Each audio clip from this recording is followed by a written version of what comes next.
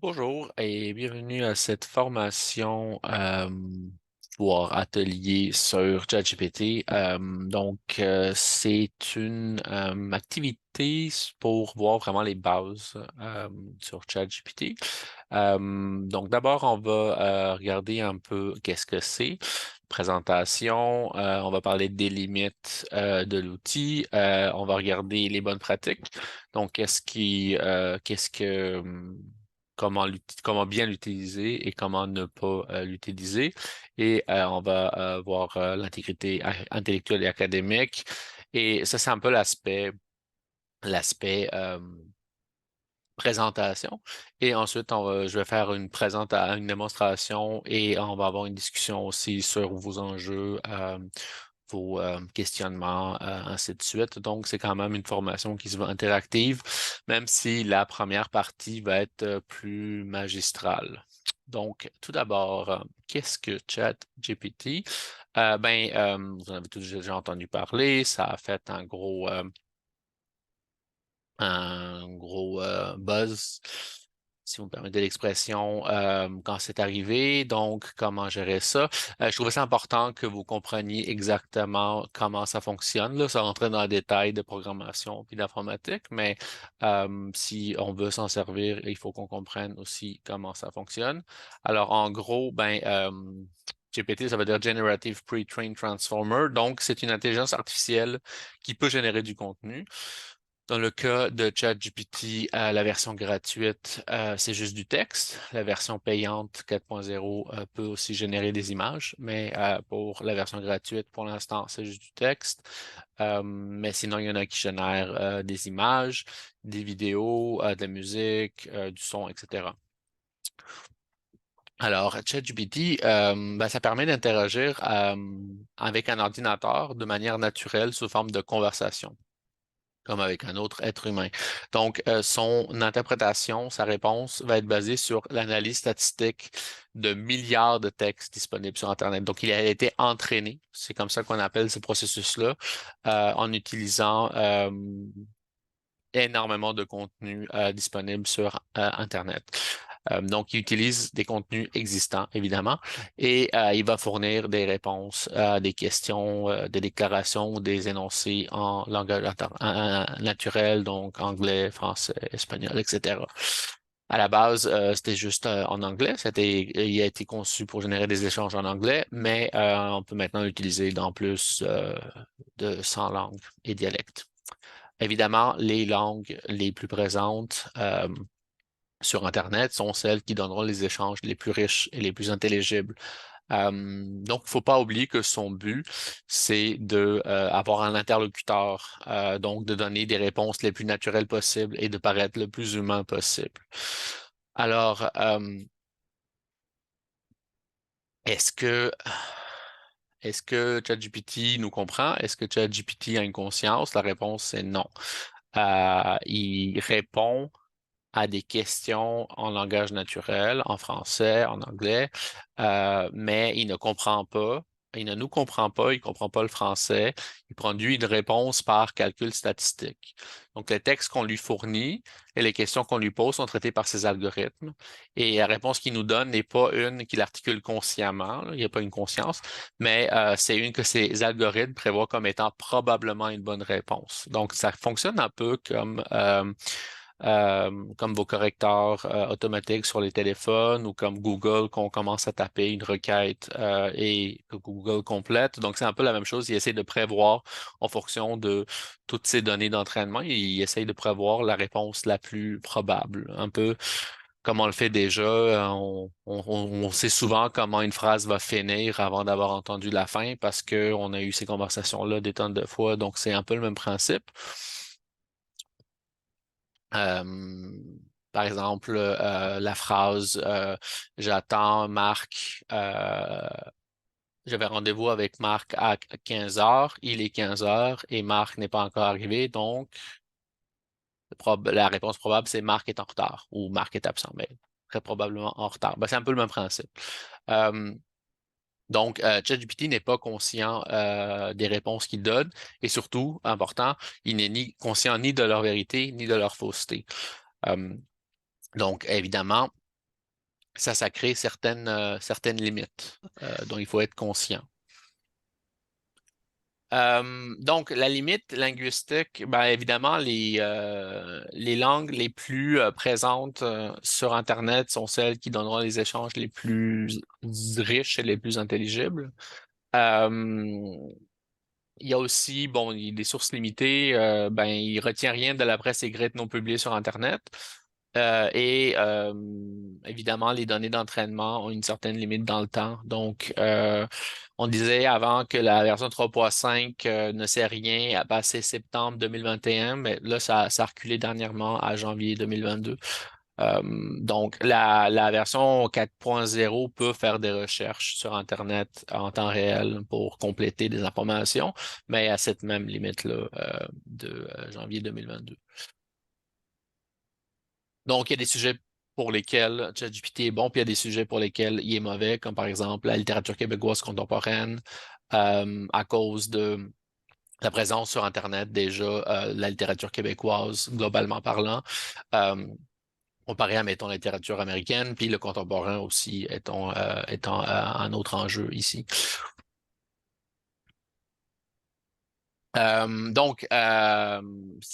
Le but de l'outil est pas de rechercher de l'information ni de le régurgiter, mais de converser avec créativité étant entre guillemets ici, en sonnant le plus humain possible. Donc, il cherche pas la réponse la plus statistiquement, il recherche la réponse la plus statistiquement naturelle, pardon, mais pas la plus vraie. Donc, l'idée, c'est d'être le plus naturel possible. Et c'est pour ça qu'il a été programmé pour parler avec assurance. Donc, l'idée, c'est de vous convaincre que vous parlez à un être humain, même si vous le savez que vous ne parlez pas à un être humain. Mais c'est comme un peu l'illusion recherchée ici. C'est ça l'attrait là, de cet outil-là. Euh,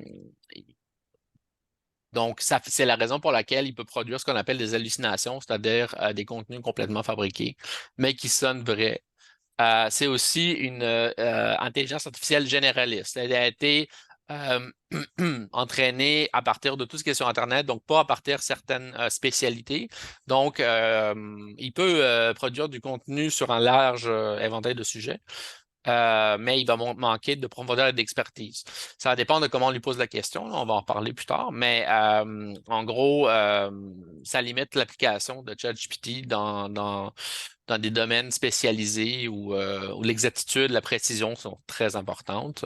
Il ne cite pas ses sources parce que dans une conversation naturelle, on le fait pas. Puis si on la lui demande, il va vous en donner, mais ça arrive très souvent qu'il en fabrique, qu'il en invente. Des sources qui ont l'air d'être des sources super bien citées, mais qui sont faites inventées ou semi-inventées. Des fois, il y a des personnes, des vrais chercheurs qui apparaissent dans ces citations, mais la source a été inventée ou etc. Il y a aussi il y a des biais, donc biais temporels, biais qui viennent de ces données d'entraînement. Biais temporel, ben, il y a une surreprésentation du contenu créé à l'ère d'Internet parce que on archive numériquement en amont. Hein. Évidemment, ce qui a été créé avant les années 90 est beaucoup moins présent sur Internet que ce qui a été produit dans les 20-30 dernières années. Il y a un biais culturel aussi, donc il y a une surreprésentation de la culture anglophone, plus spécifiquement mainstream et américaine, comme sur Internet. Il y a aussi des biais raciaux, de genre. On va avoir, si on lui parle, par exemple, là, du milieu de la santé, il va parler d'infirmière, puis il va parler de médecins au masculin. Mêmes enjeux de biais que dans la culture mainstream. Même chose pour les intelligences artificielles génératives d'images. Il va avoir tendance à représenter des hommes blancs quand il s'agit de générer des images de PDG ou des personnes qui réussissent financièrement. La représentation des femmes va souvent être sexualisée aussi. Euh, je trouvais ça important d'en parler. Petit exemple ici de une chercheuse qui a décidé de tester ChatGPT sur un sujet qu'elle maîtrise parce qu'elle a fait sa thèse là-dessus. Puis elle lui a demandé de parler de quelque chose qui n'existait pas. qui sont les électromagnons cycloïdales inversés. Mais je maîtrise pas le sujet quant à moi. Mais tout ça pour dire qu'il a parlé avec tellement d'assurance qu'il fallait qu'il vérifie si effectivement ça existait parce que ça fait quand même 7 ans qu'il avait déposé sa thèse. Donc, je vais quand même lire son avertissement. Moral of the story, do not ask ChatGPT to provide you a factual scientific information. It will produce an incredible, plausibly sounding hallucination, and even a qualified expert will have trouble pinpointing what is wrong. Donc, il peut avoir des utilisations intéressantes de ChatGPT, mais la recherche d'informations factuelles, c'est pas recommandé et c'est pas son utilisation la plus intéressante. Mais quelles sont les utilisations intéressantes? Donc, déjà, je vais vous parler un peu des bonnes pratiques. En règle générale, notre position à la bibliothèque, aux bibliothèques de l'UQAM, c'est qu'on encourage de mettre en contexte plutôt que d'interdire l'utilisation de ce genre de robots conversationnels. Parce que si on montre le potentiel créatif des intelligences artificielles, ben, les étudiants et les étudiantes vont juste être stimulés de l'utiliser de manière constructive. Ça permet aussi d'en discuter, d'encourager la pensée critique. Alors que si on fait juste les interdire, ben, ils vont juste l'utiliser quand même, mais ils risquent de mal l'utiliser. Après ça, libre à vous de faire ce que vous voulez en classe, mais en règle générale, c'est ce qu'on recommande là, dans la littérature reliée à ce sujet-là. Donc, ben, je vous encourage pour ceux et celles qui enseignent là, d'avoir une discussion en classe. Donc, euh, donc, est-ce que vous permettez l'utilisation de l'intelligence artificielle? Dans quelles circonstances? Est-ce que vous le permettez ou vous l'interdisez? Comment est-ce qu'on doit citer ou donner crédit à ChatGPT? Vous pouvez nous contacter si vous n'êtes pas sûr. Puis aussi, évidemment, à peut-être avoir une discussion sur la tendance de la technologie à provoquer des hallucinations, là, les données trompeuses, on en a parlé tout à l'heure. Et, et aussi une discussion sur l'utilisation éthique responsable de l'intelligence artificielle, donc l'intégrité académique. Ça, c'est quelque chose que je vous encourage. Je vous ai mis aussi une référence là, qui adressait un peu ce sujet-là. Sinon, ben, pour tous et toutes, on encourage de rester critique devant les réponses fournies, surtout quand il s'agit de réponses factuelles. Ne jamais le laisser parler pour nous. Donc, idéalement, ne pas reproduire textuellement en faisant croire aux autres que c'est nous qui l'avons écrit. C'est toujours bien de commencer une nouvelle conversation pour chaque sujet parce que des fois, il y a du mal à suivre par rapport quand on fait du coq à l'âne. Il y a une importance de bien poser la question. Donc, ça aussi, je vais en parler tout à l'heure. Et ben non, je vais en parler tout de suite. Donc, les questions qu'on pose à ChatGPT, ce qu'on appelle les invites ou les prompts en anglais, ben, c'est un peu comme des requêtes dans une base de données, un moteur de recherche. Donc, il ne suffit pas de poser la question, là, il faut bien la poser, il faut la retravailler. Comme pour la recherche dans des bases de données, c'est un processus d'essai-d'erreur.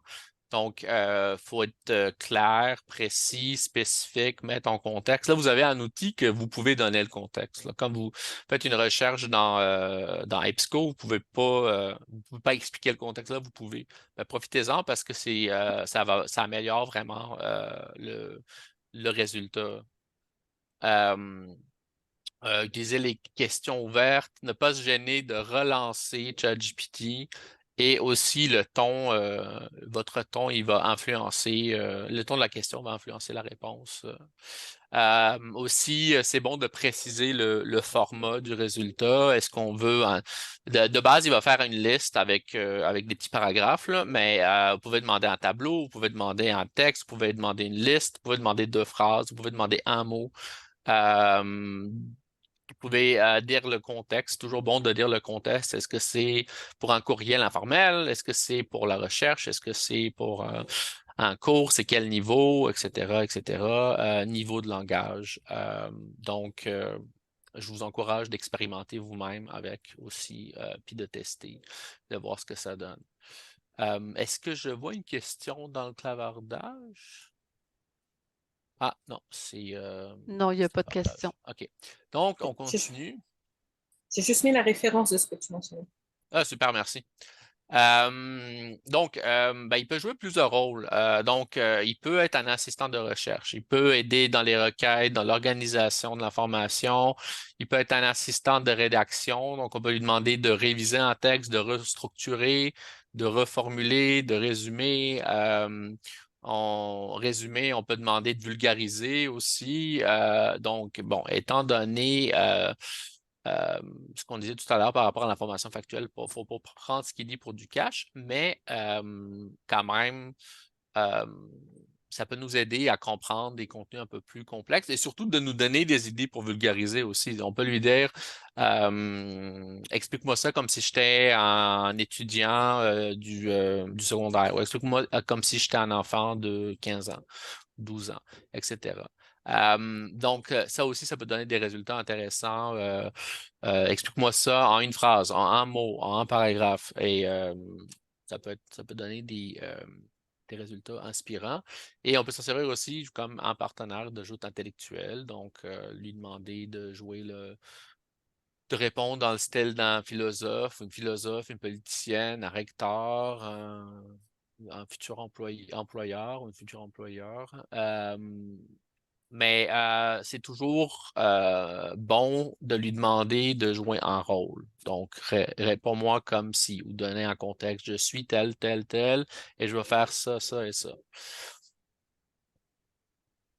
Pour ce qui est de l'intégrité intellectuelle, ben, comme je disais, vérifiez toujours l'information. Si c'est de l'information factuelle, être transparent dans sa pratique. Donc, si vous utilisez ChatGPT dans un contexte quelconque, c'est toujours bon de documenter puis de dire à quel moment et comment vous l'avez utilisé. C'est sûr que euh, vous n'allez peut-être pas vouloir dire que vous avez généré un texte en entier par ChatGPT. Je vous recommande de le faire si vous le faites. Ben de le dire si vous l'avez fait. Mais vous pouvez aussi construire un texte en collaboration avec ChatGPT. Donc, c'est pas noir ou blanc, là. Il y a du travail hybride beaucoup qui se fait avec ce genre d'outils-là. Ben, si vous faites rédiger un texte par ChatGPT, ben, vous pouvez aussi le citer.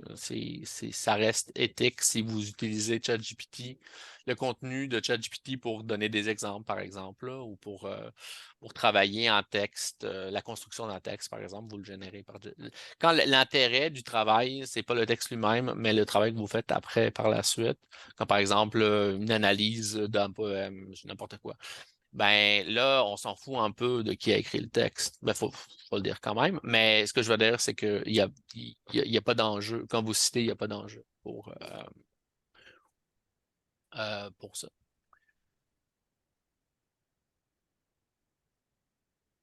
Donc, je l'ai déjà dit, recherche d'information, il n'est pas très bon pour ça pour l'instant. ChatGPT 4, il est déjà meilleur. Pour l'analyse de l'information, il y a des intelligences artificielles qui sont plus intéressantes que ça. Recherche et citation de source, même chose. Puis pour le faire rédiger les textes, il y a évidemment des enjeux éthiques. Mais c'est un bon partenaire pour faire du brainstorm, l'idéation, pour demander des idées à ChatGPT, lui demander de nous critiquer en jouant un rôle, lui demander d'être provoquant. On peut, comme je disais tout à l'heure, lui demander de corriger, réviser, simplifier, suggérer des synonymes. On peut pas parler à un dictionnaire, mais on peut parler avec. Et souvent, ça pose problème de ne pas être capable de donner un contexte un dictionnaire. Je ne sais pas si ça vous est déjà arrivé d'essayer de chercher une expression de plusieurs mots dans un dictionnaire. C'est assez difficile à faire. Avec ChatGPT, ça se fait quand même assez bien. Traduction, ben, ça rend accessible la programmation aux personnes qui ne maîtrisent pas le code. Donc, c'est bien utile pour certaines choses comme les humanités numériques, par exemple. Euh, mais faites attention pour le droit d'auteur, là, si vous partagez des informations, c'est un propriétaire, c'est un logiciel propriétaire. Donc, de un, ça se peut que les informations que vous lui donnez soient utilisées pour entraîner ChatGPT. Et de deux, ben, c'est une compagnie propriétaire, donc même si vous lui il y a moyen à ChatGPT 4 de lui demander de ne pas utiliser ce que vous lui donnez comme information pour l'entraînement. Mais même si vous faites ça, vous ne savez pas ce qu'ils font avec ces données-là et comment ils vont les utiliser. Donc, en règle générale, moi, quand je soumets de l'information, c'est soit quelque chose que j'ai créé ou de l'information qui est déjà disponible sur Internet.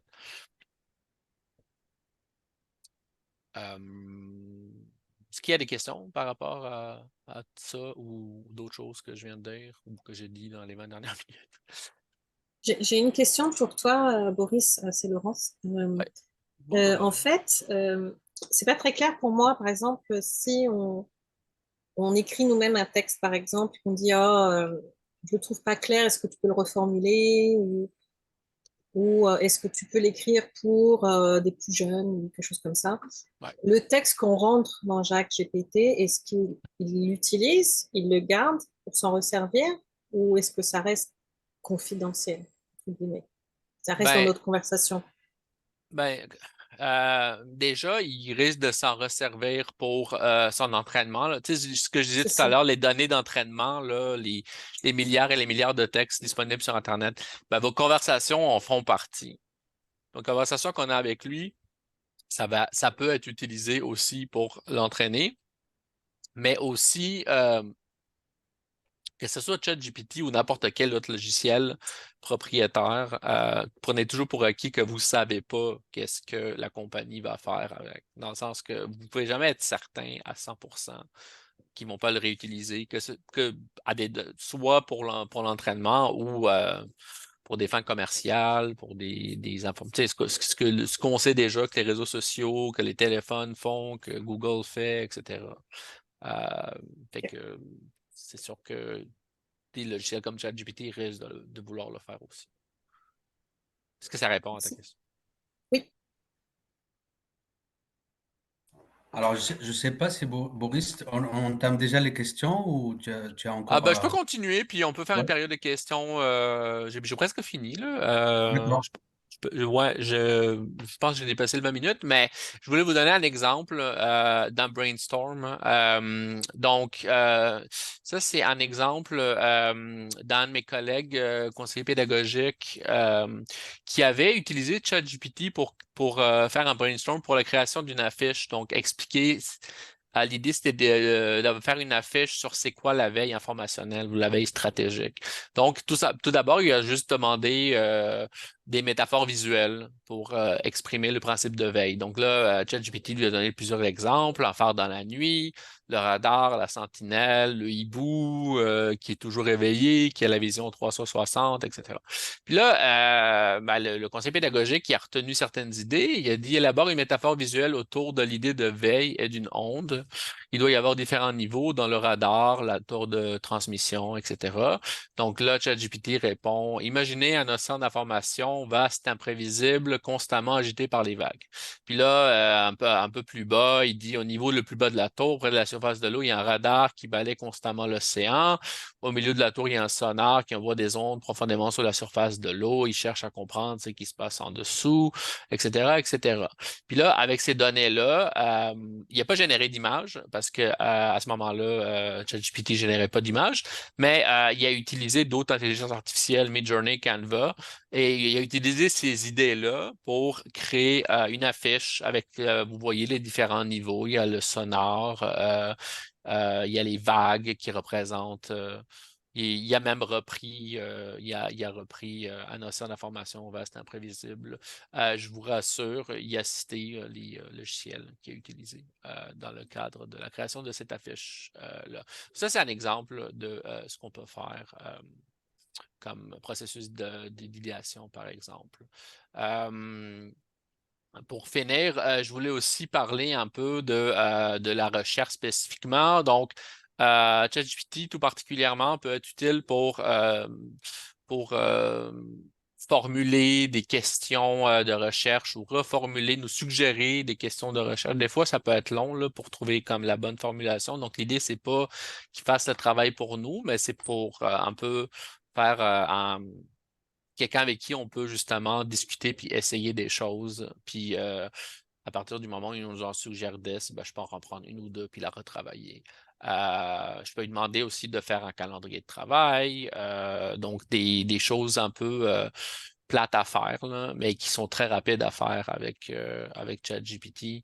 J'ai déjà parlé de jeux de rôle, de lui faire le rôle euh, d'un chercheur ou d'une reviseur pour un article. Comme je disais, faites attention là, si vous décidez de lui donner des informations par rapport à votre travail. Mais après ça, il y a aussi des enjeux, des inquiétudes par rapport à la surutilisation ou la mauvaise utilisation de ChatGPT. Donc, ça peut donner des articles bâclés, diffusion d'erreurs factuelles, une perte de confiance en la science, comme si on avait besoin d'une raison de plus. Donc, si vous avez d'autres questions, ça peut être un bon moment pour les poser. Puis après ça, on peut commencer à faire comme l'activité pratique.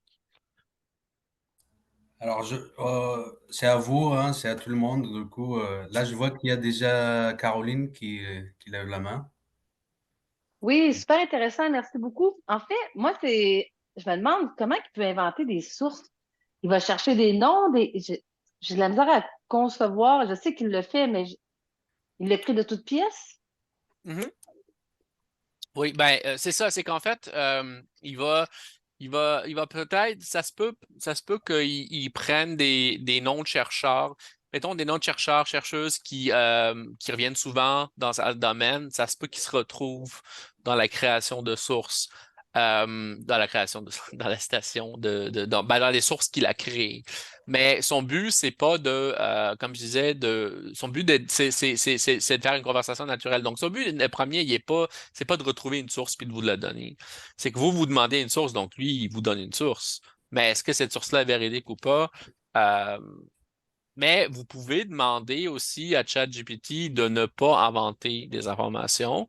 Puis en règle générale, pour l'avoir testé, ça fonctionne assez bien. C'est pas à OK. 100% d'épreuve. 100% d'épreuve. En tout cas, c'est pas à l'épreuve de la falsification à 100%, mais ça peut être bon là, si vous lui demandez des sources, par exemple. Parfait. Puis j'ai une dernière question. Est-ce que, je ne sais pas si c'est ChatGPT ou d'autres logiciels similaires, mais il n'y aurait pas moyen d'en créer un uniquement pour les écrits scientifiques? Fait qu'on se casserait Oui, pas la tête. ça existe. Donc, il y a Consensus. Il y a aussi Elicit. Donc, Elicit et Consensus, eux, ils vont spécifiquement aller chercher euh, des articles de revues scientifiques sur un sujet. Donc là, il n'y a pas de création là, de contenu. C'est vraiment, ils vont aller en chercher et ça marche quand même assez bien. Euh, C'était gratuit jusqu'à très récemment. Maintenant, c'est encore gratuit, mais il y a une limite de crédit, là. Donc, après un certain temps, après un certain nombre de questions de recherche qu'on leur pose, il y a comme un nombre total qu'on a accumulé. Donc, il faut attendre un mois, par exemple, pour, Il y a Amélie qui aurait une question aussi. Bonjour, Amélie Bernier, professeure à l'Université TELUC. Ça me fait plaisir là, d'assister à votre webinaire ce midi. Vous parliez, bon, le titre du webinaire concerne les bonnes pratiques. Moi, je serais curieuse de vous entendre, en fait, pour accompagner nos étudiants dans les bonnes pratiques, donc pour enseigner l'utilisation, puisque ce n'est pas notre spécialité. Euh, Quelle est la structure idéale d'un bon prompt ou le nombre de mots, tu sais, par exemple avec des indicateurs de recherche booléenne, comme on le fait par exemple pour trouver des publications, tout ça. Est-ce qu'il y a une structure qui est idéale, qui nous permet en fait d'accompagner les étudiants et de dire, écoutez, faites une première requête. À partir de ça, ensuite, on leur demande de faire une analyse critique du texte produit ou de la réponse produite. Donc, ça nous permet d'aller développer des compétences scientifiques et d'autres compétences plus analytiques pour nos étudiants. Donc, j'aimerais vous entendre là-dessus. Sur la structure même du prompt, là, d'un point de vue formel, je dirais que ce qui est important dans un prompt, c'est surtout le contenu. Pour ce qui est de la structure, c'est toujours bon d'avoir, encore là, c'est pas une question de structure, mais je vais un peu m'avancer dans l'activité pratique. J'ai prévu donc ici une slide sur ça parce que je réalise que je suis pas rentré dans les détails encore. Donc, comme je disais, je l'étude, non, je l'ai peut-être pas dit, mais en tout cas, c'est toujours bon de lui poser une question directe. Plus on lui donne de contexte, mieux c'est.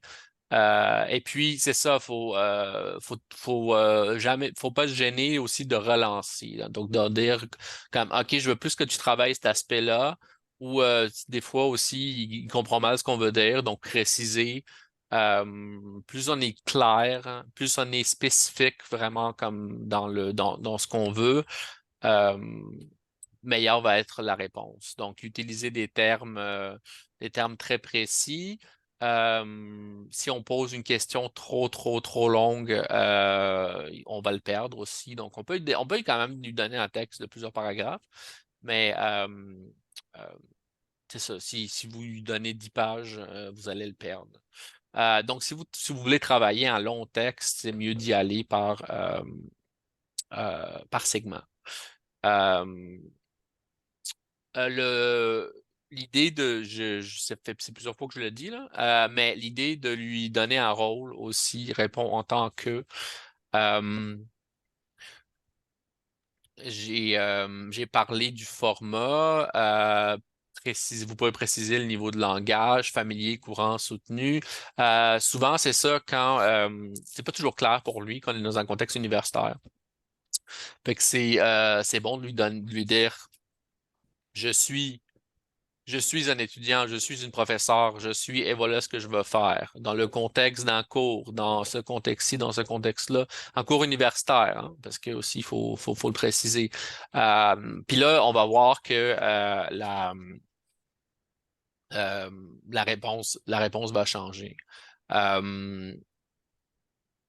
J'ai parlé des questions ouvertes. Vous pouvez aussi combiner des prompts courts ou longs pour avoir comme un échange plus intéressant. Donc, vous n'êtes pas obligé d'avoir tous les éléments dans la première question. Comme je disais, vous pouvez dialoguer avec pour obtenir un résultat, d'où l'importance de le relancer.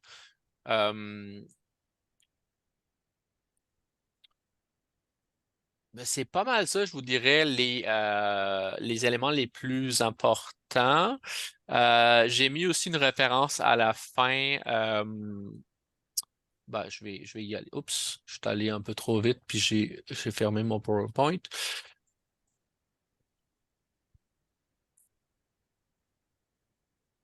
Donc, je vais juste aller à la fin pour vous donner la référence.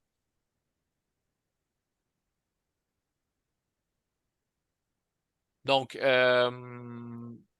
y a ici un guide, là, guide 101 pour les personnes enseignantes du collimateur de l'UQAM. Je vous enverrai aussi le matériel de formation. C'est quelque chose qui vous intéresse, donc vous aurez ces références-là.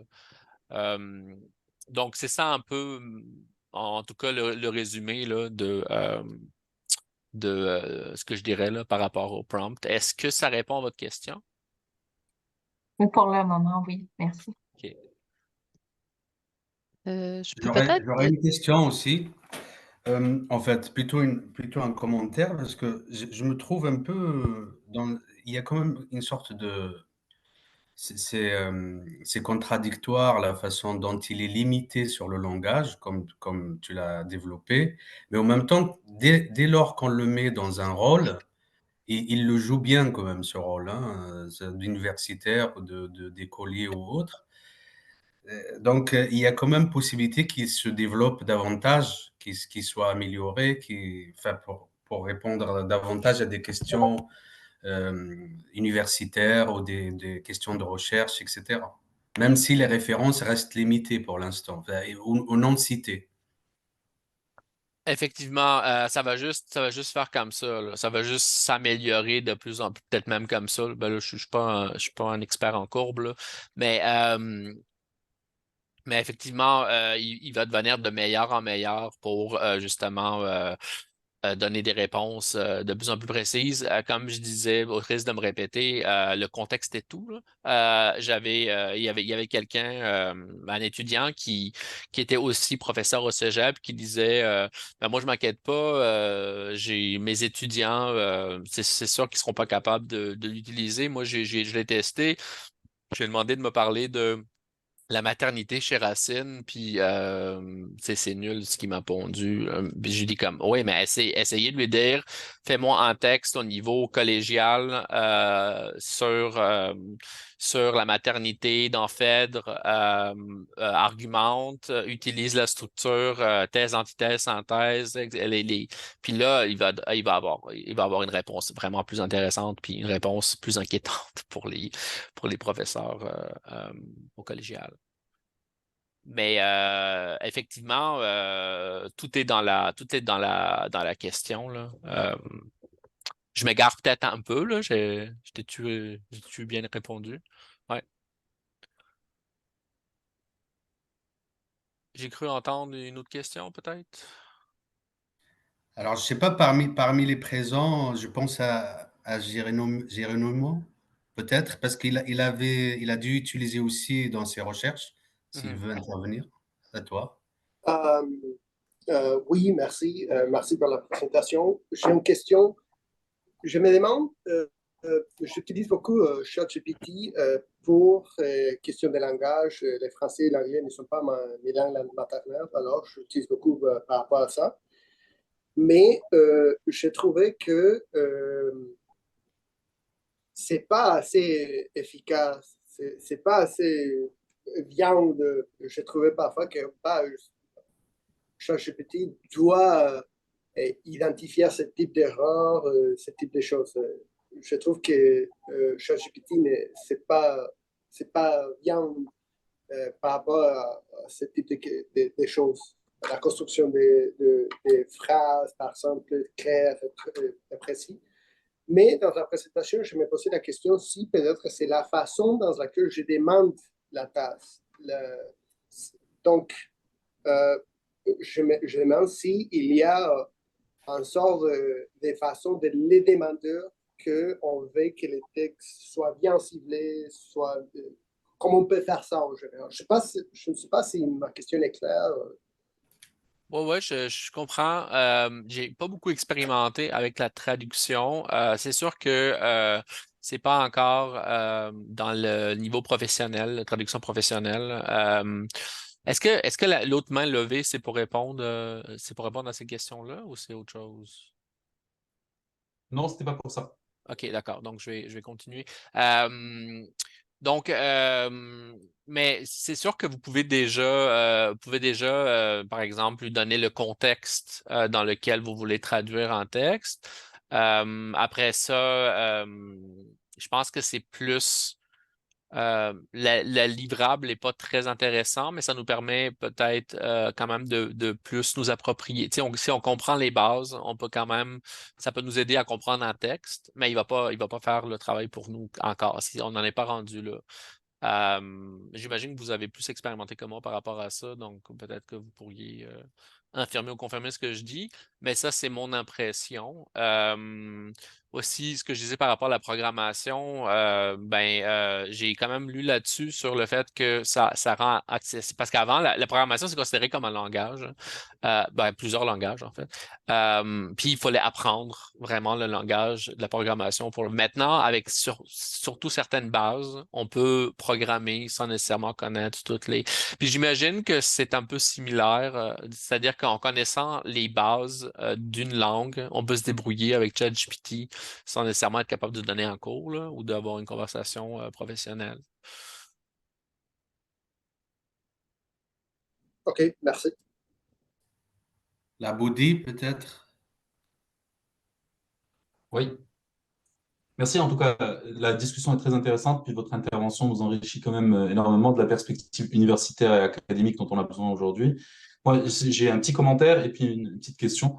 Mon petit commentaire, c'est pour avoir utilisé justement GPT 3.5 et le GPT 4 et voir un petit peu la différence entre les deux.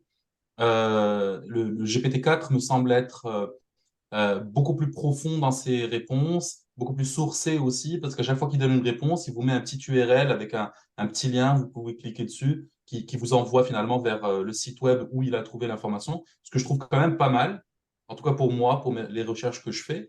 Après, est-ce que les sources qu'il trouve sont des sources exhaustives ou des sources fiables ou pas? Lui, il ne se porte pas garant de la fiabilité dans le fond, puis il n'hésite pas à l'indiquer dans la réponse, dans la formulation de la réponse, qu'il ne se porte pas garant de la fiabilité de la réponse qu'il va vous apporter.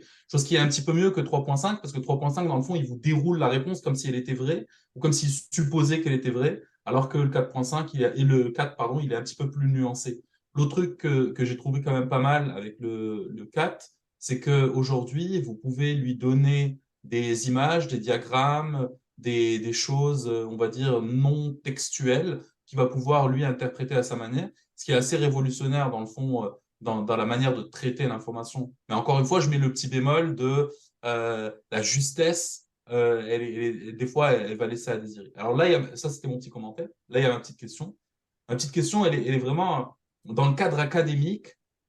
Moi, ça m'intéresse de savoir, il est où le curseur finalement du plagiat? Parce que dans le fond, le cas concret, c'est que des fois, le style rédactionnel, que ce soit en français ou en anglais, de ChatGPT, il va dépasser la moyenne de la qualité du style rédactionnel de Monsieur Tout le monde, en tout cas de la mienne, hein, pour vous dire très clairement. Et donc, dans le fond, l'utiliser comme inspiration versus on place où le curseur finalement? Parce que dans le fond, ce serait plus confortable de prendre son propre texte qui est rédigé avec des formulations, mettons, longues. Moi, j'ai une tendance à écrire des longues phrases. Et puis, pour exprimer clairement mon idée, il va falloir que j'écrive une phrase où, voilà, il faut faire 3 tours pour la finir. Or, la simplification de ces formulations-là, j'ai trouvé que ChatGPT est extrêmement performant à simplifier ces idées, à les couper en petits morceaux pour qu'elles soient beaucoup plus digestes pour le lecteur de mon document. Donc, dans le fond, est-ce que si j'utilise ChatGPT pour ces types de reformulations-là, pour ces types de restructuration de mes formulations de texte, est-ce que moi, je suis du côté un peu, mettons, excusez l'anglicisme, mais je suis côté safe, ou est-ce que j'ai dépassé une ligne et à quel moment est-ce qu'on la dépasse cette ligne finalement? Est-ce qu'aujourd'hui l'UQAM a une réflexion là-dessus et est-ce que vous êtes au courant de cette réflexion-là? Ben, oui, l'UQAM mène une réflexion là-dessus, effectivement, mais c'est une réflexion assez complexe. Donc, pour l'instant, ben, je peux vous donner mon opinion en tant que... je ne peux pas vous donner de réponse officielle de la part de l'UQAM parce qu'il n'y en a pas. Mais je peux vous donner mon opinion en tant que personne qui lit là-dessus et qui expérimente avec ça et aussi dans le travail et de soutenir l'université dans le combat contre le plagiat, entre autres choses. Donc, pour répondre à la question, ben déjà, nos pratiques sont hybrides, hein. On reprend du contenu qu'on reformule et on cite ce contenu. Quand on cite ce contenu-là, c'est pas du plagiat. On se fait corriger automatiquement aussi par des logiciels comme Antidote. Antidote est réécrit en partie, hein, ce qu'on fait. Donc, faut pas se leurrer par rapport à ça non plus. Cela étant dit, je pense que la ligne dont vous parlez, ben, elle est franchie à partir du moment où on prend textuellement ce qui a été généré par un logiciel, puis qu'on le fait passer pour ce qu'on a fait. Donc, si vous reprenez une reformulation telle quelle par ChatGPT de ce que vous avez dit, moi, je considère que c'est du plagiat parce que c'est du texte qui a été généré par quelque chose d'autre. On ne peut plus dire quelqu'un maintenant. Mais ça ne vous empêche pas de faire du travail hybride. Vous pouvez reformuler par la suite cette formulation beaucoup plus simple. En fait, ce qui est intéressant dans votre travail avec ChatGPT, je pense que ce qui vous intéresse, c'est la reformulation puis la simplification. Ben, si vous vous prenez une phrase de 4 lignes, puis vous la transformez en 4-5 phrases simples, ben après ça, reformuler ça, retravailler ça, c'est quand même beaucoup moins de travail, même si vous avez, avec l'aide de ChatGPT. Donc, si vous le reformulez ce qu'il vous a donné, en ligne en compte, vous sauvez quand même du temps que si vous aviez tout fait tout seul. Puis cette utilisation-là, elle n'est pas éthiquement problématique pour moi, surtout si vous le dites que c'est ce que vous avez fait. Il y a des professeurs qui créent des manuels à l'aide de ChatGPT. Et ils documentent, ils mettent à la fin, voilà ce que j'ai fait. ChatGPT a été utilisé pour reformuler certaines expressions, pour trouver certaines choses, etc., etc. Donc, il n'y a pas juste ne pas utiliser ou générer du texte entièrement. Il y a comme un entre-deux.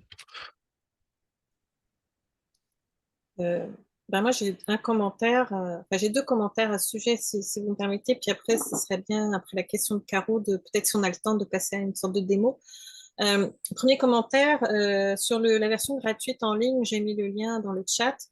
Ce qu'il faisait pas il y a genre 2-3 mois quand je l'ai essayé pour la première fois, il met des avertissements sur le fait qu'il garantit pas que ce qu'il promouvoit, enfin que ce qui est écrit soit vrai. Et puis il explique qu'il faut toujours vérifier ce qu'il lui donne comme information, etc. Ce qu'il faisait pas il y a 2-3 mois, je pense. Donc je pense qu'il y a eu beaucoup de feedback sur ça, parce que moi je me souviens d'avoir fait des recherches qui me donnaient des trucs faux, parce qu'on m'avait expliqué que c'était le cas et j'ai confirmé. Mais il mettait pas d'avertissement avant et là il en met. Là je lui ai demandé de m'écrire un code pour faire du web scrapping, mais il a dit ah mais non, on n'a pas le droit de faire du web scrapping. Des choses comme ça. Donc je pense qu'il y a un feedback qui n'était pas là avant sur les limites. Ça c'est le premier point. Ensuite, le commentaire sur la rédaction, l'aide à la rédaction, etc. Une de mes suggestions qui pourrait être intéressante à développer, c'est d'utiliser, finalement, on fait tous réviser nos textes, hein, quand on écrit un article, même quand on écrit sa thèse. C'est révisé, il y a plein d'étapes d'écriture, etc. Ça peut être aussi même pour nos écritures personnelles, peu importe. Je pense que c'est une question de crédit, en fait, hein. Donc, on pourrait envisager, il existe des structures pour faire reconnaître le crédit quand on écrit un article, par exemple, ça s'appelle le crédit, ça s'appelle comme CREDIT. Et on pourrait envisager qu'on mette ChatGPT dans les crédits en disant, ChatGPT a contribué à la reformulation de certains des textes, d'une partie du texte, ou des choses comme ça.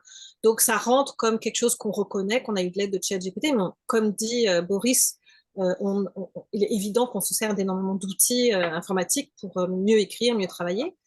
Après, c'est la transparence qui compte selon moi. Si on dit que ça fait partie des contributeurs, est-ce qu'il faut le mettre comme co-auteur? C'est une autre question.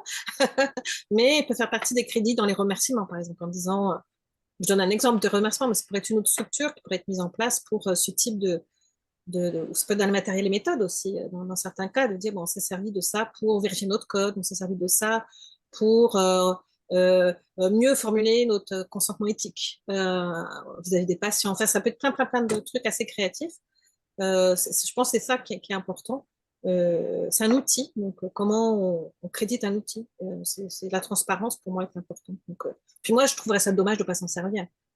Personnellement, maintenant que j'ai ça, si je trouve une bonne façon de le créditer, si j'ai 10 pages, comme toi, je fais des phrases super longues, si je peux l'utiliser pour gagner du temps à reformuler certains de mes trucs, surtout si c'est pour des demandes de fonds, des choses comme ça, des choses où j'ai pas besoin de crédit intellectuel nécessairement, je vais pas me gêner. Si c'est pour un article ou quoi, à ce moment-là, il faut trouver une façon, je pense, pertinente de le reconnaître. Et puis, je n'ai pas le problème de le faire, selon moi, si c'est transparent et fait dans des bonnes boundaries, là, désolé pour l'anglicisme, des bonnes limites. Voilà, c'était mon commentaire, mes 2 commentaires. Merci, c'est très pertinent ce que tu as dit. Désolé, c'est ça, on a pris beaucoup de temps pour les questions, mais je trouvais ça important de vous entendre puis de répondre à vos questionnements, quitte à avoir moins de temps pour faire une démonstration. Avant de donner la place à Caroline, je vois aussi qu'il y a une question dans le clavardage. Donc, Meira dit qu'elle a essayé de demander à ChatGPT des perspectives sur les maladies. Et donc, c'est intéressant qu'il dit toujours qu'il ne peut pas donner ce type de réponse. Question d'éthique ou limite réelle? Limite réelle, non. Oui, oui et non, mais surtout non, parce que techniquement, il pourrait donner une réponse, mais ça serait une réponse qui est possiblement fausse. Mais il y avait un article, je pense que je me rappelle plus si c'était la presse ou le Devoir qui avait testé ChatGPT spécifiquement avec des questions de santé, des questions psychologiques, etc. Et avait je peux essayer de vous retrouver l'article, mais il avait fait évaluer les réponses par des psychologues, des médecins, etc. Et en règle générale, il se mouillait pas trop, mais il disait, ben, essaye de, question de dépression, ben, essaye de voir quelqu'un, essaye de sortir, va voir un professionnel. Donc, il y a toujours cette espèce de, ben, je suis pas professionnel, va aider un professionnel. Donc, il y a comment dire, des balises qui ont été quand même programmées pour s'assurer qu'ils ne fassent rien d'illégal, qu'ils ne fassent rien de dangereux comme ce genre de choses-là. On peut les contourner, ces balises-là. Tu sais, on peut dire joue le rôle où j'écris un roman ou un personnage a des troubles psychologiques. Qu'est-ce que tu penses que son psychologue devrait lui recommander? Donc, il y a des manières de contourner ça pour avoir une réponse quand même. C'est encore dans le contexte ou dans le rôle qu'on peut lui faire jouer. Peut-être que ça a évalué, que les balises ont évalué, puis que il est un peu meilleur pour contourner ce genre de balises-là, mais je pense que ça peut être la raison pour laquelle je vous en parle, c'est que je pense que ça peut être une expérimentation intéressante, là. Oui, Oui, moi, Caroline. je vais être extrêmement rapide parce que je t'intéressais à la démonstration, mais je lance la porte dans cette direction-là. Si, par exemple, ben, c'est pas mon intention concrète, mais euh, j'ai ma thèse de doctorat, je veux faire le résumé, je pourrais lui donner littéralement ma thèse, puis il m'écrirait mon résumé. C'est ça que je comprends? Ben, faudrait que vous lui donniez par segment parce qu'il ne serait pas capable de gérer un texte de plusieurs centaines de pages donné d'un coup. OK. Donc, il faudrait que vous lui demandiez de résumer, mettons, page par page, là. Donc, si vous voulez un résumé de 5-6 lignes d'une thèse de 300 pages ou de 100 pages, ben là, ça va être un peu compliqué. Parfait. Mais en Mais contrepartie, il va avaler mon texte pour ses analyses la version 3.5 va ouais. prendre mes documents pour sa base. OK. Mhm. Ça répond à ma question. Merci. Donc, on n'a pas beaucoup de temps, mais je vais commencer la démonstration si ça vous va. S'il n'y a pas d'autres questions, je peux dire. Euh,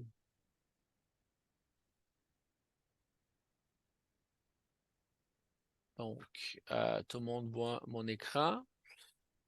Oui. Attendez, moi, je le vois pas.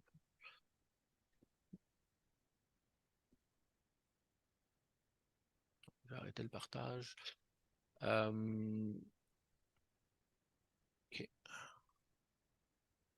on recommence. Donc,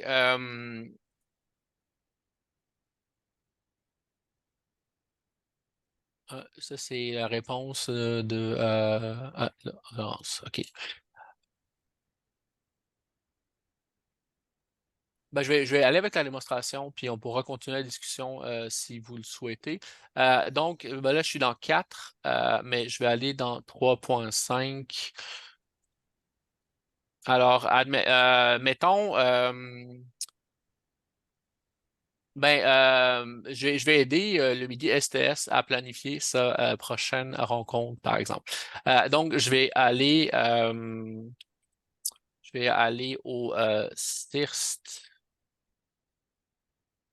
et je vais prendre la mission. Mettons mission. Ça, j'ai pas d'enjeu éthique, c'est déjà sur Internet. Donc, je vais lui dire. C'est le.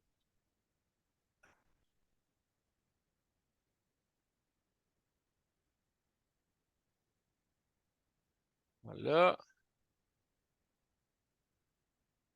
Tu me suggérer des idées pour des rencontres interactives. Et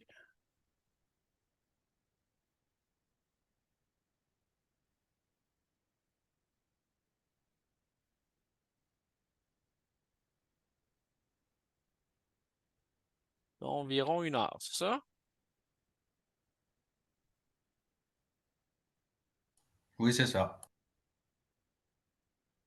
Donc, table ronde thématique, séance de présentation et projet de recherche, débat sur les questions controversées, atelier méthodologique, séance de discussion de livres, présentation. Qu'est-ce qu'on prend? Qu'est-ce qui vous tente? Jeu questionnaire ou quiz interactif, hackathon. Ah, c'est bien, Hackathon. Hackathon? OK. Non, je dis ça en blaguant, mais tout est bien. Parce qu'on y pensait. Essayons. OK, mettons table ronde. On va prendre le premier. OK. Suggère-moi des sujets de table ronde.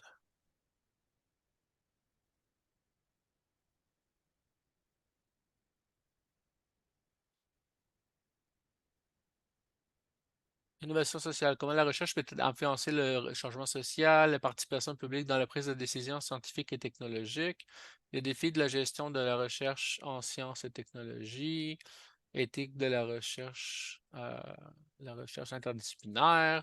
OK. C'est pas très hors norme, hein, tout ça.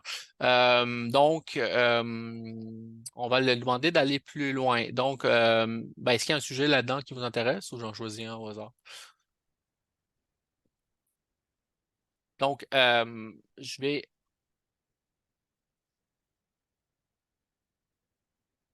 dire développe. Ouais, développe ce sujet.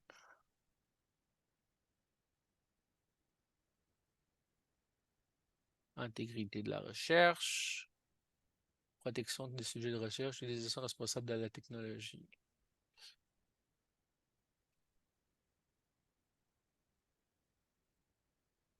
Formation et sensibilisation. Protection des sujets de recherche. Est-ce qu'il y a des choses qui vous intéressent là-dedans ou on continue?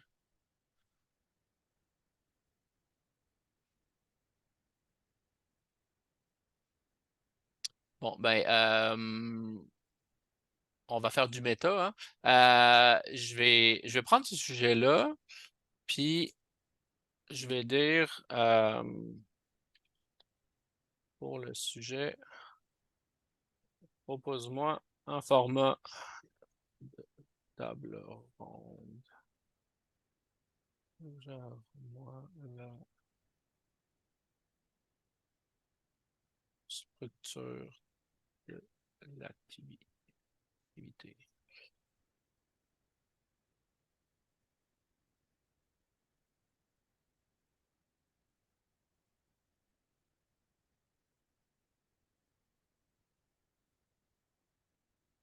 Donc, ça, il nous suggère des panélistes, un expert, représentant de l'industrie, éthicien, juriste, structure de l'activité, donc introduction, présentation des panélistes, questions de modérateur, discussion de panélistes, questions du public, etc. Bon, suggère-moi des questions.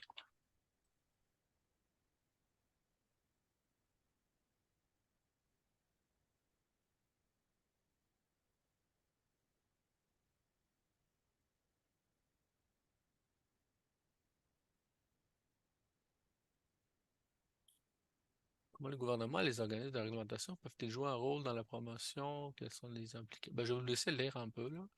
Je vais regarder c'est quoi la question dans le clavardage.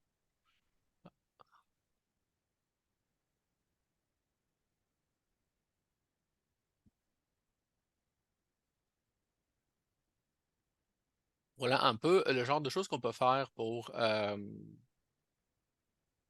ce genre d'organisation d'activité. Je voulais aussi vous donner un exemple pour la recherche, mettons, dans des bases de données. Donc, admettons, on peut lui demander. C'est ça, je ne me lancerai pas là-dedans parce qu'il nous reste 2 minutes, mais je vais peut-être prendre une ou deux dernières questions s'il y en a encore ou des demandes, commentaires. Ouais, c'est ça. J'ai fait ça pour me faire des amis aux organisateurs, organisatrices du Midi SDS. Je vais arrêter l'enregistrement ici, comme ça, s'il y a des gens qui étaient un peu gênés de poser leurs questions,